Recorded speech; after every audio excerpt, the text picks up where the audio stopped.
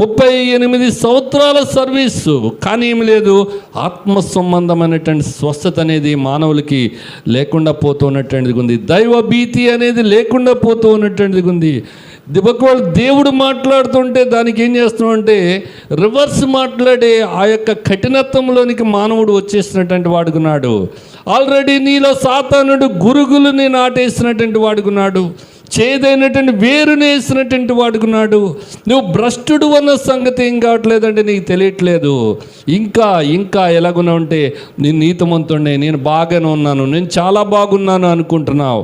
భ్రమపరచు ఆత్మ ఈ రోజున క్రైస్తవులని కబళించి వేస్తూ ఉన్నటువంటిది ఉంది. కనుక ఈ రోజున యేసు ప్రభుని ఏం చేస్తానంటే సిలువకు వేసేస్తూ ఉన్నటువంటి వారు ఉన్నారు. ఈ గురుగులు ఎవళ్ళైతే నాటబడతాయో వాళ్ళు ఏమైపోయినారంటే ఈ రోజున ఎక్స్ క్రిస్టియన్స్ అంటండి, మాజీ క్రైస్తవులు. మన గ్రామంలో, మన దేశం